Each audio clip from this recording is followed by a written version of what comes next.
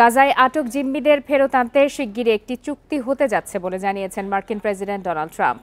এর আগে গাজায় জিম্মিদের মুক্তি দিতে হামাসকে শেষবারের মতো সতর্ক করেন তিনি। তা না হলে হামাসকে কঠোর পরিণতি ভোগ করতে হবে বলেও হুমকি দেন ট্রাম্প। এদিকে গাজায় ইসরায়েলি হামলায় একদিনে অন্তত ৬৫ ফিলিস্তিনি নিহত হয়েছে। এর মধ্যে গাজা সিটি এবং উত্তর গাজায় মারা গেছে ৪৯ জন।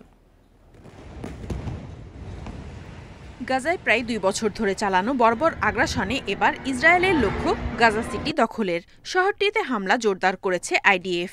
ইতিমধ্যে ১ লাখ ফিলিস্তিনি গাজা সিটি ছেড়ে চলে গেছে বলে দাবি করেছে ইসরায়েল। শহরটির অবকাঠামোগুলো ধ্বংসের অভিযান অব্যাহত রাখার পাশাপাশি আরও এলাকায় জোরপূর্বক উচ্ছেদের আদেশ জারি করা হয়েছে।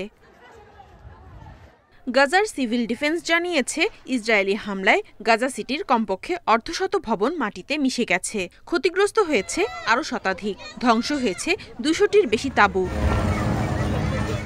এর মধ্যে হামাসকে জিম্মি মুক্তির চুক্তি করতে শেষ সতর্ক বার্তা দিয়ে নতুন একটি যুদ্ধবিরতির প্রস্তাব দিয়েছেন মার্কিন প্রেসিডেন্ট ডোনাল্ড ট্রাম্প।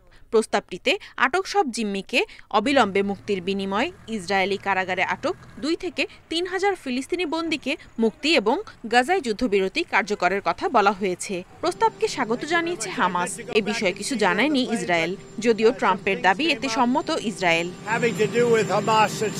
আমরা এই যুদ্ধ শেষ করতে চাই। হামাসের কাছে ২০ জীবিত জিম্মি ও ৩৮ জিম্মির মরদেহ আছে। আমরা সবাইকে ফেরত আনতে চাই। আমাদের মধ্যে ভালো আলোচনা হয়েছে। আশা করছি গাজা নিয়ে শিগগিরই একটি চুক্তি হতে চলেছে। এদিকে ইসরায়েলি কারাগারে আটক ফিলিস্তিনি বন্দীদের পর্যাপ্ত খাবার দেওয়া হচ্ছে না বলে রায় দিয়েছে ইসরায়েলের সুপ্রিম কোর্ট। বন্দীদের অস্তিত্ব রক্ষায় পুষ্টি ঘাটতি মেটাতে পদক্ষেপ নিতে কারা কর্তৃপক্ষকে নির্দেশ দিয়েছে আদালত। এছাড়া গাজামুখী বৃহত্তম ত্রাণবাহী নৌবহর গ্লোবাল সুমুদ ফ্লোটিলা তিউনিশিয়ায় যাত্রাবিরতি নিয়েছে। নৌকাগুলোতে কিছু কারিগরি ও লজিস্টিকজনিত সমস্যা দেখা দিয়েছে বলে জানান আয়োজকরা। সেগুলো মেরামতের পর বুধবার থেকে আবারও যাত্রা শুরু করবে নৌবহরটি। Nadia Tabassum, Independent news.